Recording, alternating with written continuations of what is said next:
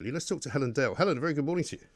Good morning, Mike. How are you? I'm very well indeed. Slightly concerned about a number of things, as you might expect. I'm going to ask you first up what you've seen out there this week, because I've detected in the last couple of days we had the euphoria of Monday when we opened up the pubs, because as you know, pubs are not officially open until me and Kevin O'Sullivan opened them. So we had a show, had a lot of I great saw guests, that. had a great time. Right, it was lovely. Everyone was very happy. But what I've seen in the last couple of days is a slightly different mood. Some people quite anxious, obviously, having come out of their houses for the first time in a while, mixing with people in the street for the first time in a while, because there's more of us out there now. I'm wondering whether that's it's making everybody a bit edgy.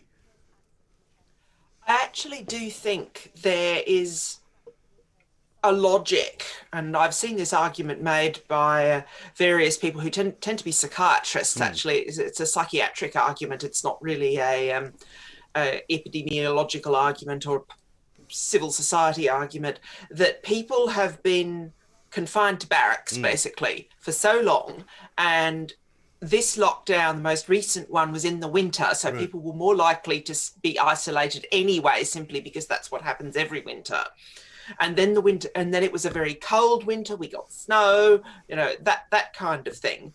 And the argument that I have seen is that people are going to have to be let out, which is a dreadful, dreadful line for all the reasons that Neil Oliver and Peter Hitchens say, in stages, or otherwise you get that thing, Australians call it a ruin the headlights. Because one of the things that kangaroos often do, and when I worked in Canberra and there are just kangaroos everywhere, is and I would go and stay in the wine growing area outside of Canberra called Murrumbateman, and you'd drive along, or you'd be in a cab or a com car, and a kangaroo would get in the road, and it would be at night because it was after a parliamentary sitting, and all you saw was the eyes reflected in the headlights. The rotten thing would just sit in the middle of the road. Right. And I'm told rabbits and pheasants do it here, although Yes. I've not seen it in the same way. With kangaroos, you get several of them, and of course the difference between a rabbit and a pheasant and a kangaroo is if you hit a large kangaroo, you've totaled your car. Exactly, It's yeah. like hitting a moose in Canada. Yes. And I do think that people are reacting like that. They're the ruin the headlights, and so it's having to be done in a staged fashion, or otherwise you just get people who go outside and freeze. Yeah, I had a friend of mine actually once who told me he was driving in Australia. I'm not sure exactly where he was, but he was in a sort of open top Jeep, and it was the middle of the day, it wasn't night time, and a kangaroo hopped on his bonnet and hopped off again. Yeah, no, they do that, and the thing is, a really big one. There's a large grey variety of kangaroo, and there is also the big red kangaroo, and the males of the red kangaroo are, they can be nearly 7 feet tall and Right. built like Tyson Fury. Yes. They're a big deal. Yes, you wouldn't want to get too near one of those, but no, this is the thing. I mean, I think people are, as you know, because it's like all things, I suppose. It's a bit like when you first go on holiday. You know, the first day you're kind of going, "This is great." You know, we better go here, go there, go everywhere. By day 3, you're sort of lying on the sunbed, going, "Yeah, I don't think I'll bother going anywhere. I just quite like it here." And I think that's I'll what's just happened this drink week. pina coladas and get a sunburn, because Whereas, that's what it is. It's a sunburn. Monday everyone's running around getting haircuts, going to going to the gym, going to the pub. Yesterday, I got mine yesterday, so I have socially acceptable fingernails Excellent. now, and I actually have eyebrows that haven't been drawn on, because yes, when you're my colouring, you have a choice. You can either dye the hair, which costs a fortune, or you dye the eyebrows, which cost a fiver. Right. And I'm afraid I go for dyeing the eyebrows, Yes. which meant that my last few spots on the Independent Republic have featured Helen Dale with eyebrows drawn on, because you can't see them otherwise. Well, listen, nobody. Are dyed. Luckily, nobody has pointed anything of that nature out, so you've survived that one. I've survived. I've just been honest. Yes, absolutely right. But I mean, honestly, I know you don't live in the centre of London. You're in a different part of the country, and I realise that sometimes that can make a difference. But I just wonder whether we are becoming this kind of two-tier society where some people are happy to go out and do whatever they want. Other people are going to be quite sort of miserable about it and are going to do the bare minimum. We'll hear people who still think there's danger in being out and about, mixing with people. Other people who don't care about that. It's very much a split, isn't it? I do think there's a genuine split. Yes, there was lying to the pollsters about the support for lockdown. That became very clear because of all the breaches. and very high profile breaches, of which Neil Ferguson and Dominic Cummings were the famous ones, but lots and lots of other people did it. And then you had journalists who were very pro lockdown being caught breaching it and that kind of thing, and everybody had a good laugh. And also, you're a hypocrite, you need to get down off your high horse and that kind of thing.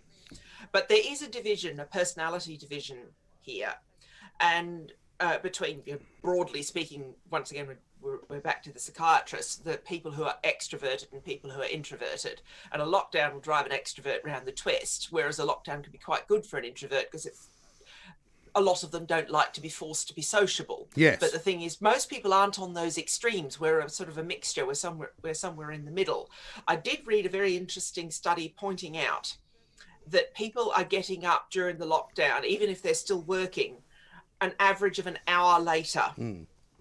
And I do think there is something to be said. And I think it was actually, he's not with you now, but it was actually a point that Dan Wootton made when he was still at Talk Radio, where he said the commute really is brutal for a lot of people. They do have to get up too early. They're not getting enough sleep. If they've got young kids, and it doesn't matter what sex you are here because kids wake up both the parents, you finish up with people incredibly short of sleep, incredibly grumpy, vulnerable to getting sick on the tube. And I'm not even talking about COVID. This is flus and colds and presenteeism and everybody going hack, hack, hack into their hands on the tube. We've all seen it whenever we've worked in London, when I used to work in London, that kind of thing.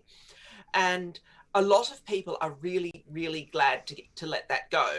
And I suspect that the shape of the workforce has changed. You're going to really struggle, particularly in jobs where being in the office all the time is not essential. You're going to really struggle to drag people back 5 days a week. It's not going to happen. But you're effectively saying, Helen, that we will have a two-tier society, because on the tube this morning, the people that I saw on that tube were more likely to be people who had to go to work because they can't do a job that they do from home. Exactly.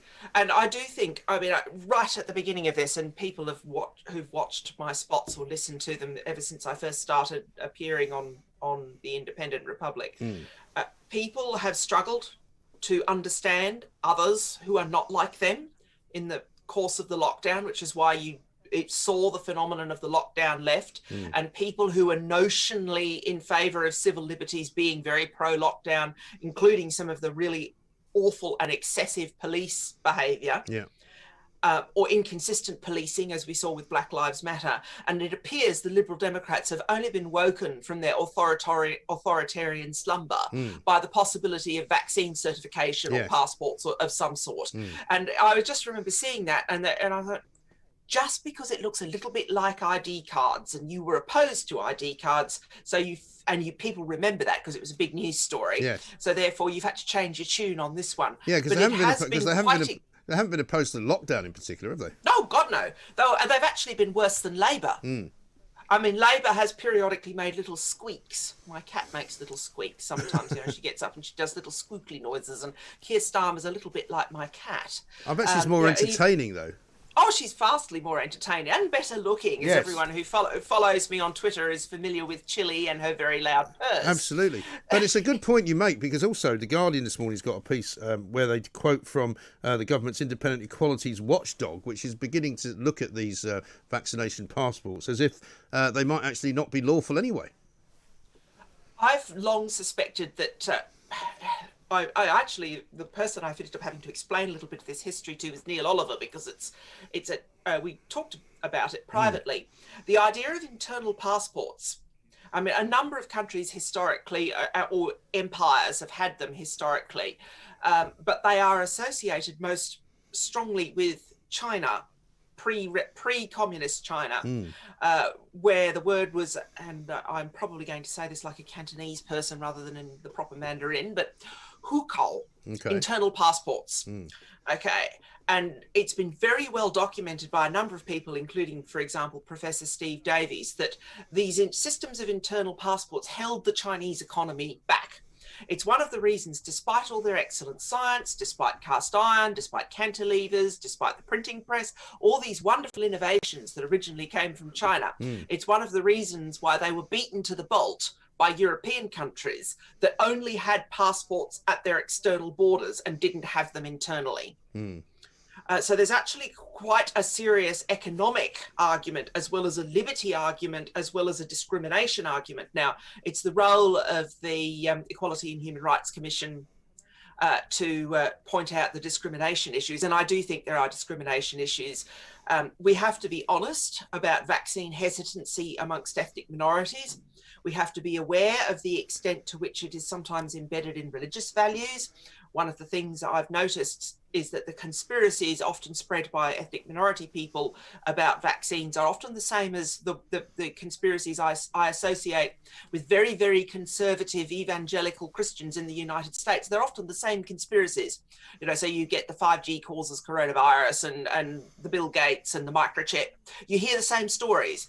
And it probably ultimately has theological roots about the invasion of the body and the role of the body and so on and so forth. You need to think these issues through. I think it's very, very dangerous to try and step on, and this is not an argument I would normally make. I don't like the whole idea of treating people of ethnic minorities differently from the rest of us. I would abolish every single bit of affirmative action or positive discrimination. Yes. No, I agree with you, because the more you try to sort of, force some kind of equality on people, the less equal it becomes. And one of the things, if you stand on ethnic minorities over the vaccine hesitancy, that really will have long-term damaging effects on race relations in this country. But already the government needs to wind its neck in. Yes, exactly. But also people have pointed out to me the difference in tone of the way that these things are described, because the reluctance of certain members of ethnic minorities not to take the vaccine is described as vaccine hesitancy, whereas the reluctance of people who are white who are not taking it is described as being an anti-vaxxer. Same, but different, as the Thais say. But but it's exactly the same thing, and it has the same effect. And people this is this broader problem, and it's a game I refuse to play. I mean, I even do it on social media, and when I've been in television interviews, you shouldn't use that word. And I have occasionally, and I know it comes across as rude, I have occasionally pulled rank and said, I am an award-winning writer, able to live by the proceeds of my pen without government support, which is very unusual. Yes.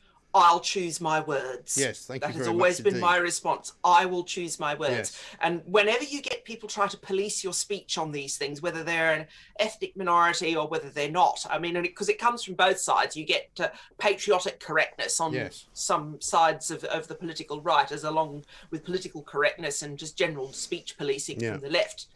Is particularly if you are a professional person and a journalist and someone tries to pull this stunt on you, so someone like you with your long years of experience at the Mirror, before you worked in broadcast and so on and so forth, you have every right to say, I have been doing this job for 40 years. I think I get to choose my words. Yes. Well, in my case, I get to say, I have been doing this job for 25 years. Well, funnily enough, one of the few people who's ever tried to say that I shouldn't use particular language was Layla Moran from the Liberal Democrats, who you would think... Yes, I know. This is what I mean. They've forgotten how to... What happened to the Liberal bit? Yeah, I know. Well, they invasion of the body snatchers. Well, you might also ask what happened to the Democrat bit. I mean, well, both bits, actually, to be fair. Neither Liberal nor Democrat. Exactly. Although that's why they get called the Prosecco Party down here in the home counties. Yes, because quite right. The line around here, which is very Tory, but when we're annoyed, we don't vote Labour. Labour is the poor relation in this area. It's the Prosecco Party. Right. And that's when you're annoyed with the Tories, you vote for the Prosecco Party. But they're never called anything other than the Prosecco Party. Yes. Because it is literally, and the Prosecco must flow. Well, that's the thing. I mean, that's why they only really do reasonably well in by-elections, because that's when people have their protesting votes ready. But let me ask you about Australia, Helen, because we ended up talking about Australia earlier in the week because of their suggestion that their borders might remain closed to all but actual Australian citizens for several years to come, maybe even for the rest of the decade. What do you make of that? I'm not actually sure the scope of that comment, because I write for The Australian, and I have a subscription to it because I need to be able to they give you a subscription to the papers that you write for. And they've always been good. So I've got both The Australian and The Wall Street Journal. And I went back through the past, because they send out emails like newspapers do, Yeah. and you have a subscription to them, and had a look for this comment. So I haven't read it in its original context because it wasn't reported as a headline feature. But what I can say about the situation in Australia is there is very, very widespread anger at the European Union. Over 3/4 of Australia's original allocation of both the Pfizer and the AstraZeneca vaccine not coming into the country because of EU export controls. Yes. Australia and New Zealand are the two, and now Papua New Guinea as well, are the countries that signed deals early, like the UK, for vaccines, and very fortunately, in the case of Australia, got a licensing agreement for the AstraZeneca vaccine at the Commonwealth Serum Laboratories. Yeah. So that means that Australians, New Zealanders, and Papua New Guineans will be vaccinated, but it is just going to take much longer. And people have also been very critical of Scott Morrison, the Prime Minister, on the basis that why didn't you see this coming? Because Australians have known, as a result of trade imbroglios and particularly the EU trying to bully Australian vintners to change the names of their wines. I mean, to be fair, like Anthony Albanese, the Labor leader, has a point when he says, you're aware that the European Union behaves badly. Why did you not guess this? Yes. Could happen. And the thing is, I suspect no one expected, and this has come up in a couple of other conversations I've had recently, this level of really appalling vaccine nationalism. Like, oh, absolutely right. Well, listen, let me give you a little bit of context on it. Greg Hunt, who is the health minister in Australia, is the person who came out and said this. He basically said, and it's not about the fact they don't have enough vaccines. It's about the fact that he said, and this is where I wanted to take it as well, because Boris said something similar, that he was not confident the jabs alone were good enough to keep the virus out. So he said there can be no guarantees that Australia will reopen fully. He says there's still lingering questions about how long vaccine immunity will last and how effective the jabs are at stopping transmission. He says even if the whole country's vaccinated, you can't just open up the borders. So there's clearly a reluctance on Australia's part because they've had so few deaths. They've only had 910 deaths after all. Yes. And many people think that's a great thing to boast about and therefore they should be very proud of that. However, you know, you can't lock down an entire country, I don't think. I'm sorry, I was just going to say, I don't think you can lock down an entire country for years and years and years. I'm sorry, the sound is frozen and I can't hear you. It's okay. I'll attempt to make a comment, but it seems to have just disappeared. Yeah, I think we're having trouble with our internet today. So I'll tell you what we'll do. We'll knock that one on the head, Helen. Thank you so